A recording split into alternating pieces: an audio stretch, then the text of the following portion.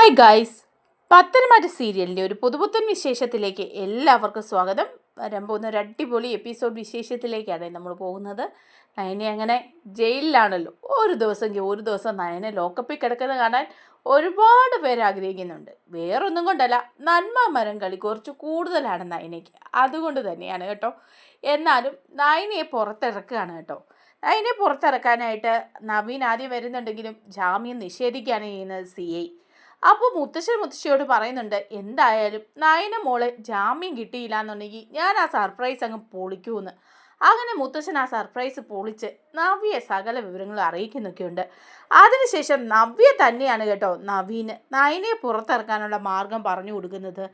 അങ്ങനെ നവ്യ പറഞ്ഞു കൊടുത്ത ആ വിശേഷപ്പെട്ട ആ ഒരു മാർഗം ഉപയോഗിച്ചിട്ടാണ് നവീൻ നയനെ പുറത്തിറക്കുന്നത്. നയനെ പുറത്തിറങ്ങിക്കഴിയുമ്പം കോടതിയുടെ മുറ്റത്തേക്ക് നവ്യ എത്തുന്നുമുണ്ട്. അതിനൊക്കെ ശേഷം നാഗേന്ദ്രയെയും അവന്തികയെയും ഡേവിഡിനെയൊക്കെ അറസ്റ്റ് ചെയ്യുന്നുണ്ട്. ഈ കള്ളക്കേസിൽ നയനെ കുരുക്കിയത് കൊണ്ട് ആയിട്ട് നന്ദു. ആ ഒരു വിശേഷങ്ങളിലേക്കാണ് നമ്മൾ പോകുന്നത്. നമ്മുടെ വീഡിയോ ഇഷ്ടമായാൽ ഒന്ന് ലൈക്ക് ചെയ്യണേ, ഹൈപ്പ് ചെയ്യണേ, ചാനൽ കൂടി ഒന്ന് സബ്സ്ക്രൈബ് ചെയ്ത് സപ്പോർട്ട് ചെയ്യണേ. അങ്ങനെ മുത്തശ്ശൻ എല്ലാ സത്യങ്ങളും നവ്യയോട് പറയാണ്.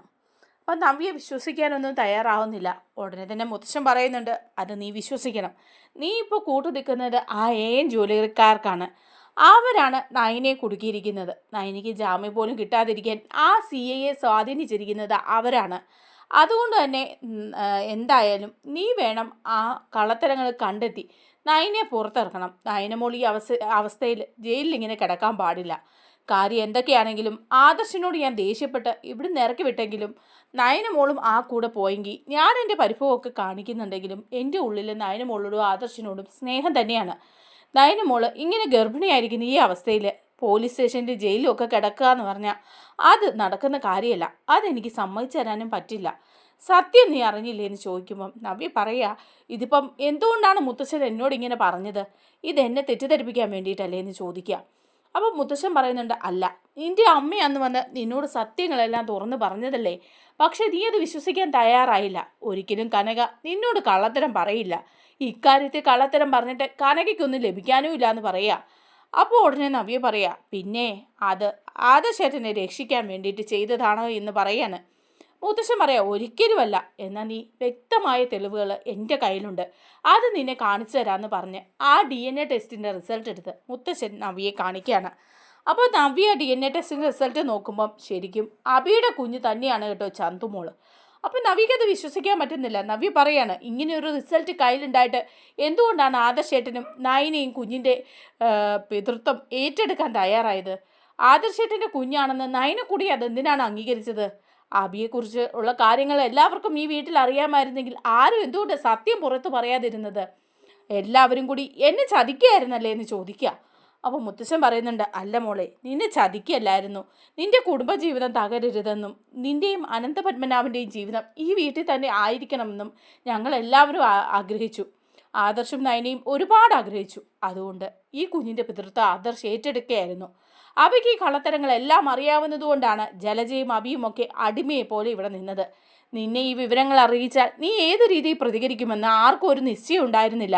നീ എന്തെങ്കിലും കടുങ്കൈ ചെയ്യുമെന്നോ അല്ലെങ്കിൽ അബിയെ തന്നെ അപായപ്പെടുത്താൻ ശ്രമിക്കുമെന്നോ ഒക്കെ എല്ലാവർക്കും പേടിയുണ്ടായിരുന്നു. അതുകൊണ്ടാണ് ആരും സത്യം നിന്നോട് പറയാതിരുന്നത്. എല്ലാം കണ്ടും കേട്ടും മടുത്തിട്ടാണ് കനക അങ്ങനൊരു സാഹസത്തിന് മുതിർന്നത് എന്ന് പറയാണ്. അപ്പോഴേക്കും നവ്യ എന്തെന്നറിയാതെ ഇങ്ങനെ നിൽക്കുക. നവ്യ പറയാണ്, ഞാൻ ഈ വിവരം ജ്വല്ലറിയുടെ MD ഡേവിഡിനോട് പറഞ്ഞിരുന്നു. അന്ന് DNA സാമ്പിളും എടുത്ത് കൊടുത്തിരുന്നു അബിയുടെയും ചന്തുമോളുടെയും. അവരുടേതായ രീതിയിൽ അവർ ടെസ്റ്റുകളൊക്കെ നടത്തിയിട്ട് കാര്യങ്ങളും വിവരങ്ങളും എന്നെ അറിയിക്കാമെന്ന് പറഞ്ഞു. അങ്ങനെ അവരറിയിച്ചതനുസരിച്ച് അബിയുടെ കുട്ടിയല്ല ചന്തുമോള് എന്നാണ് ഡേവിഡ് എന്നോട് പറഞ്ഞത്. അത് വിശ്വസിക്കാതിരിക്കാൻ എനിക്ക് തരമില്ലായിരുന്നു എന്ന് പറയാണ്. അപ്പോൾ മുത്തശ്ശൻ പറയുന്നുണ്ട്, ഡേവിഡ് പറഞ്ഞാണോ വിശ്വാസം? ഈ രേഖകളാണോ വിശ്വാസം? നിനക്ക് ഡേവിഡ് എന്തെങ്കിലും രേഖകൾ തന്നോ എന്ന് ചോദിക്കുക. അപ്പം നവ്യ പറയുന്നുണ്ട്, ഇല്ല, ഡേവിഡ് എനിക്കൊരു രേഖയും തന്നില്ല. അദ്ദേഹം പറഞ്ഞത് ഞാൻ വിശ്വസിച്ചു. അദ്ദേഹത്തിന് എന്നോട് കള്ളത്തരം പറഞ്ഞിട്ട് എന്ത് കിട്ടാനാണ്? അപ്പോൾ മുത്തശ്ശൻ പറയാണ്, അത് തന്നെയാണ് നമ്മൾ ചിന്തിക്കേണ്ടത്. AM ജ്വല്ലറിക്കാർക്ക് അല്ലെങ്കിൽ AM ജ്വല്ലറിയുടെ MDക്ക് എന്താണ് കിട്ടാൻ നിന്നോട് കള്ളത്തരം പറഞ്ഞിട്ട്? അബിയെ രക്ഷിച്ചിട്ട് അവർക്ക് എന്താണ് കാര്യം? നീ ഒന്ന് ചിന്തിച്ചു നോക്ക്. ഇപ്പോൾ നിനക്ക് മനസ്സിലായില്ലേ, ജ്വല്ലറിക്കാരാണ് നമ്മുടെ ശത്രുക്കൾ. മൂർത്തീസ് ജ്വല്ലറിയെ തകർക്കുക എന്നത് മാത്രമല്ല അവരുടെ ലക്ഷ്യം, അനന്തപുരി തറവാട്ടിലുള്ളവരെ തമ്മിൽ അടുപ്പിച്ച് പിരിക്കുക എന്നുള്ളത് കൂടിയാണ് എന്ന് പറയാണ്. അപ്പം നവ്യ പറയാം, എന്തിന് ബിസിനസ് ശത്രുക്കള് ബിസിനസ് സ്ഥാപനങ്ങൾ തമ്മിലുള്ള വൈരാഗ്യം വെച്ച് പുലർത്തിയ പോരെ, കുടുംബങ്ങളിലുള്ളവരെ എന്തിന് പരസ്പരം കലഹിപ്പിക്കണം? മുത്തശ്ശൻ പറയാണ്, അത് തന്നെയാണ് ഞങ്ങളും അറിയാൻ ആഗ്രഹിക്കുന്നത്. ആദർശം അതിൻ്റെ പിന്നിലാണ്. ഇത് നമ്മുടെ കുടുംബ വൈരാഗ്യമുള്ള മറ്റാരോ ആണ്. ഡേവിഡിന് ഒരിക്കലും നമ്മുടെ കുടുംബത്തോടൊരു വൈരാഗ്യം ഉണ്ടാകേണ്ട കാര്യമില്ല. ഡേവിഡുമായിട്ട് നമ്മുടെ കുടുംബത്തിന് ഇതിനു മുമ്പും ഒരു പരിചയവുമില്ല. പിന്നെ ഒരു ബിസിനസ് വൈരാഗ്യമൊന്നുമല്ല അവർ നമ്മളോട് കാണിച്ചുകൊണ്ടിരിക്കുന്നത്. നമ്മുടെ കുടുംബത്തിലുള്ള ഓരോരുത്തരെയും ചതിക്കുകയും വഞ്ചിക്കുകയും ചെയ്യാണ്. ഇപ്പോൾ അവസാനമായിട്ട് നയന മോളെ കൂടി ജയിലിലിട്ടു. ആദർശിനെ വീഴ്ത്താൻ ഒരുങ്ങിയതാണ്. അതിൽ ചെന്ന് വീണത് നയന മോളാണെന്നുള്ളതാണ് സത്യം. എന്തായാലും നവ്യെ, നിന്നെ ഒരുപാട് സ്നേഹിക്കുന്നുണ്ട് നയനിയും ആദർശവും ഒക്കെ. നിന്റെ വീട്ടിലുള്ളവരും ഇവിടെയുള്ളവരും എല്ലാവരും ആരും നിന്റെ ശത്രുക്കളൊന്നുമല്ല. അഭിയാണ് നിന്നെ ചതിച്ചത്. ആ സത്യം നീ മനസ്സിലാക്കണം. പക്ഷേ നിന്റെ കൂടെ നിന്നെ ചതിക്കുന്നത് ഇപ്പം ജ്വല്ലറിക്കാരാണ്. അവരുടെ പിന്നിൽ വേറെ ഏതോ വമ്പന്മാരൊക്കെ ഉണ്ട്. അവരാരാണെന്ന് കണ്ടെത്തുകയാണ് ഞങ്ങളുടെ ലക്ഷ്യം. അതുകൊണ്ട് അതിനായിട്ട് നവ്യെ നീയും കൂടെ നിൽക്കണം എന്ന് പറയണം. അപ്പം നവ്യ പറയാ, അപ്പം ഇത്രയും നാളും എല്ലാവരും എന്നെ പറ്റിക്കുകയായിരുന്നു. അഭി ഇത്രയും വലിയ തെറ്റ് ചെയ്തിട്ടും ആരും അവനെക്കുറിച്ചൊരു മോശം പോലും എന്നോട് പറഞ്ഞില്ല. എന്നിട്ടും ആദർശ കുഞ്ഞിൻ്റെ പിതൃത്വം ഏറ്റെടുത്തു. അനഘയെ ഇങ്ങനെ ചതിച്ചത് അഭി തന്നെയാണോ എന്ന് വീണ്ടും ചോദിക്കുക. അപ്പം മുത്തശ്ശൻ പറയുന്നുണ്ട്, തീർച്ചയായിട്ടും അഭി തന്നെയാണ് അനഘയെ ഇങ്ങനെ ഒരു അവസ്ഥയിലാക്കിയത്. ഇപ്പോഴും അനഘയുടെ ജീവൻ ഇല്ലാതാക്കാൻ വേണ്ടി അഭി ശ്രമിക്കുന്നുണ്ട്. ഞാൻ അവിടെ പ്രത്യേകം ആളുകളെ നിർത്തിയിരിക്കുന്നത് കൊണ്ട് മാത്രമാണ് അനഘ ഇന്നും ജീവനോടെ ഇരിക്കുന്നത് എന്ന് പറയാണ്.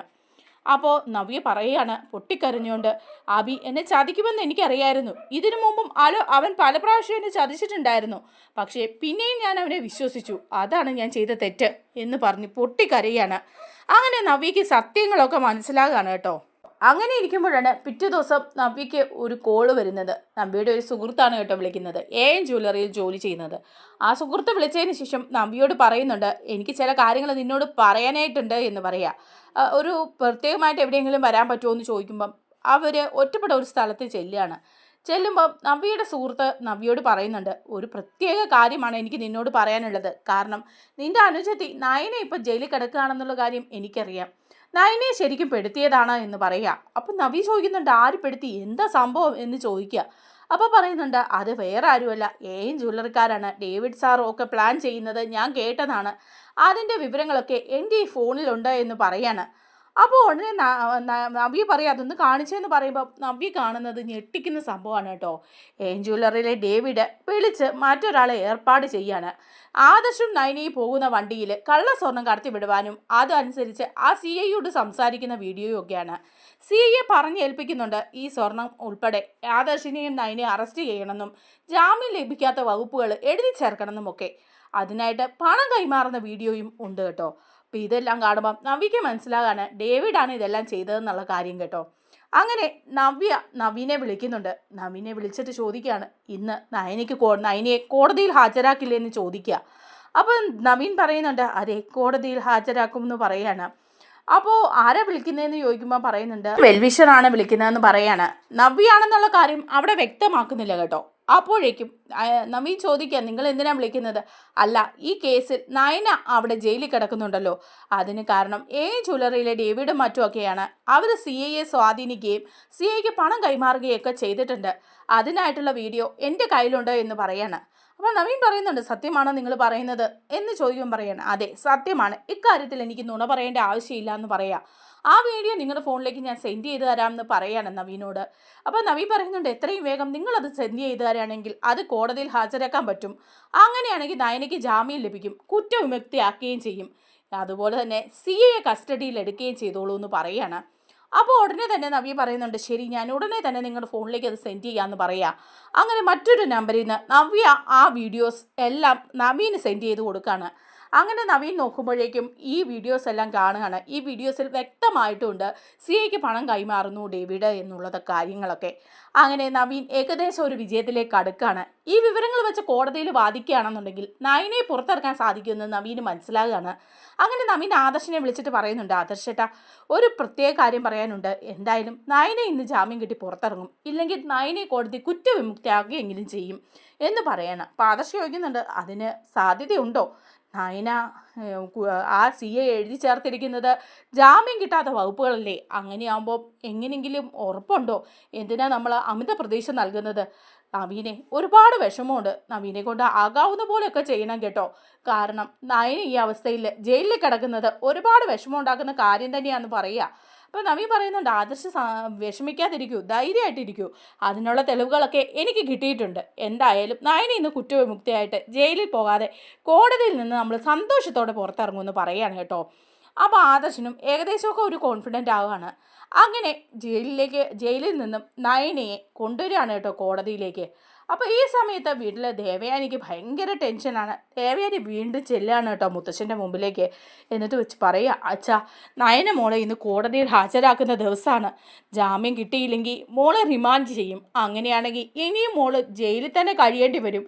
ഈ അവസ്ഥയിൽ അച്ഛൻ ഒന്നും ചെയ്യാൻ പറ്റില്ല എന്ന് ചോദിക്കുക. മുത്തശ്ശൻ പറയുന്നുണ്ട്, എന്താ ദേവയാനി നീ പറയുന്നത്? ഞാൻ എന്ത് ചെയ്യാനാ? ആദർശിൻ്റെ പുറകെ അവൾ ഇറങ്ങിപ്പോയതല്ലേ? ഈ വീട്ടിൽ നിന്നാൽ പോരായിരുന്നോ? ആദർശ് ചെയ്ത തെറ്റിൻ്റെ ഫലം ഇപ്പം അവൾ കൂടി അനുഭവിക്കുന്നത്. അത് എങ്ങനെയെങ്കിലും ആകട്ടെ, ജാമ്യം ലഭിക്കുമെന്ന് നമുക്ക് പ്രതീക്ഷിക്കാം. അപ്പം മുത്തശ്ശി പറയാ, അങ്ങനെ എന്തെങ്കിലും ചെയ്യാൻ പറ്റുമോ? ആരെങ്കിലും സ്വാധീനിച്ച് നയന മോൾക്ക് ജാമ്യം സംഘടിപ്പിക്കാൻ പറ്റുമോ എന്ന് ചോദിക്കുക. അപ്പോൾ മുത്തശ്ശൻ പറയുന്നുണ്ട്, എന്താ ഈ പറയുന്നത് വസുന്ധരെ? ആരെ ഞാൻ സ്വാധീനിക്കാനാ? അങ്ങനെ ആരെ സ്വാധീനിക്കാൻ പോകാനൊന്നും എനിക്ക് പറ്റില്ല.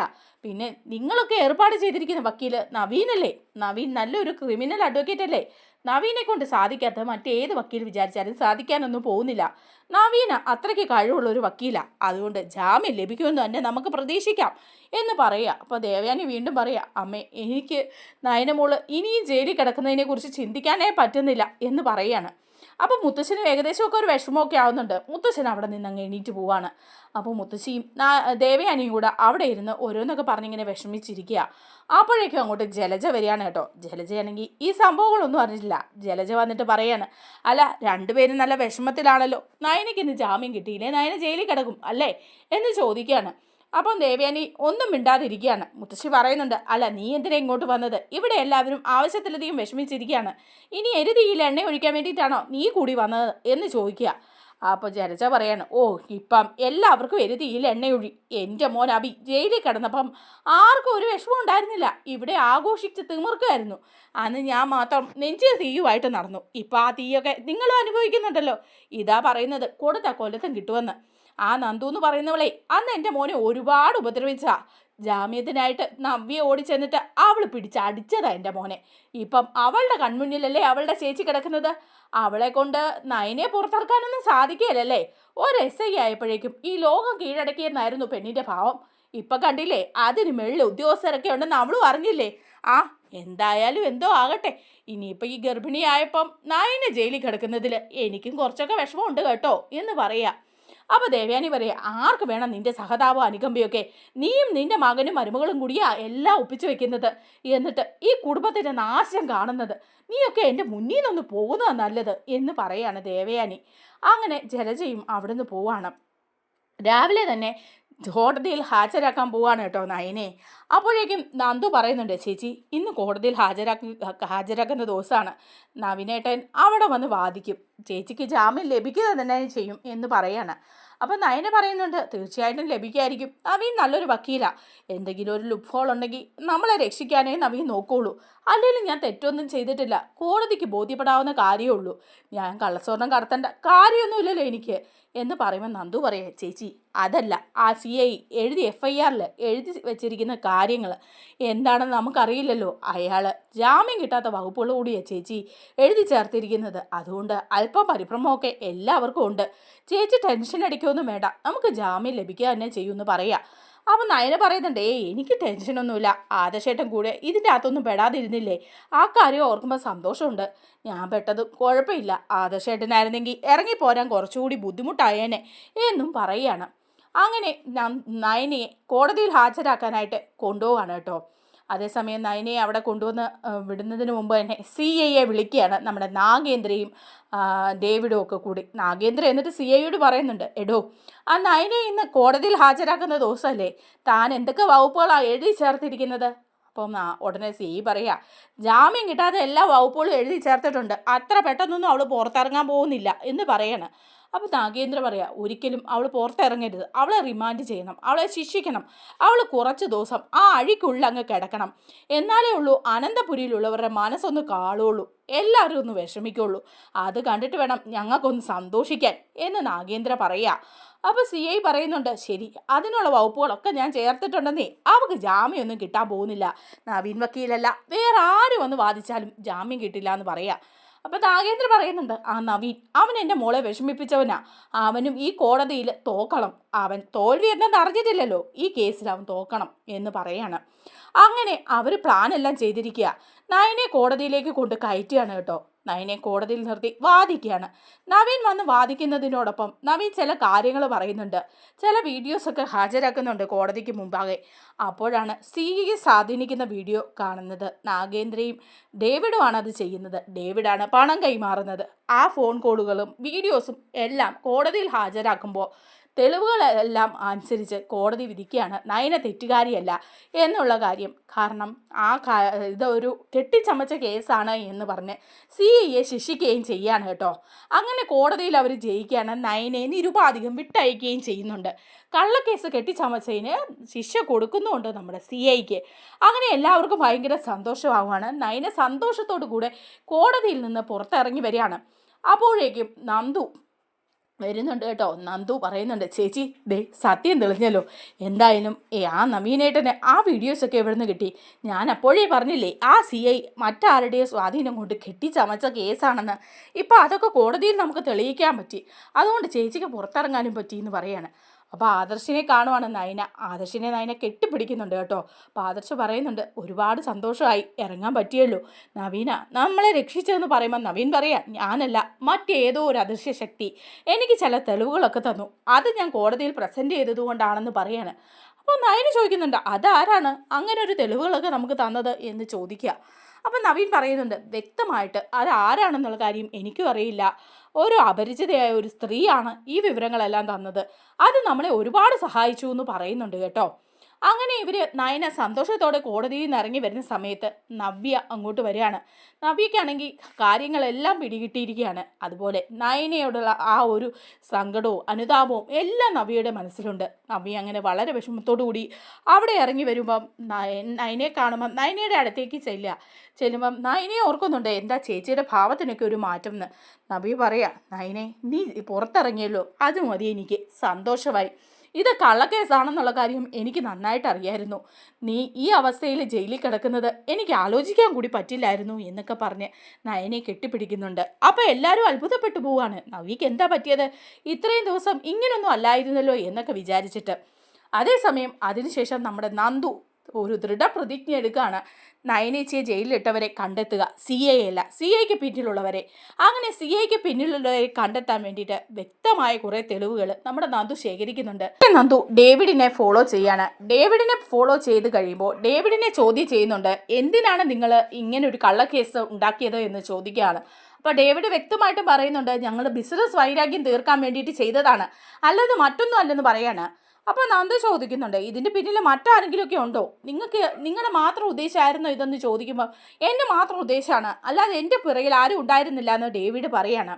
എന്നാൽ നന്ദു ഡേവിഡിൻ്റെ പിറകെ തന്നെ കൂടുകയാണ്. അങ്ങനെ ഡേവിഡ് പോകുന്ന വഴി ആ ഹോട്ടലിലെത്തുകയാണ്. ഹോട്ടലിലെത്തുമ്പം അവിടെ ഡേവിഡും നാഗേന്ദ്രയും അവന്തികയും കൂടെ സംസാരിക്കുകയാണ്. അവരിൻ്റെ കാര്യം പ്ലാൻ ചെയ്യുകയും ഒക്കെ ചെയ്യുന്ന വിഷ്വൽസ് കിട്ടുകയാണ് കേട്ടോ. ഇതൊക്കെ നമ്മുടെ മാളവികയാണ് സങ്കല്പിച്ച് കൊടുക്കുന്നത് നന്ദുവിന്. അങ്ങനെ തെറ്റുകാരാണ് ഡേവിഡും അവന്തികയും അതുപോലെ നാഗേന്ദ്രയും എന്ന് മനസ്സിലാക്കി അവരെ അറസ്റ്റ് ചെയ്യുകയാണ്, കോടതിയിൽ ഹാജരാക്കുകയാണ്. നവ്യയും നയനയൊക്കെ കോടതിയിൽ വിചാരണയ്ക്കായി വരുന്നുണ്ട്. അങ്ങനെ തെറ്റുകാർക്ക് കോടതി നല്ല ശിക്ഷയും കൊടുക്കുകയാണ് കേട്ടോ. നമ്മുടെ വീഡിയോ ഇഷ്ടമായാൽ ഒന്ന് ലൈക്ക് ചെയ്യണേ, ഹൈപ്പ് ചെയ്യണേ, ചാനൽ കൂടി ഒന്ന് സബ്സ്ക്രൈബ് ചെയ്ത് സപ്പോർട്ട് ചെയ്യണേ.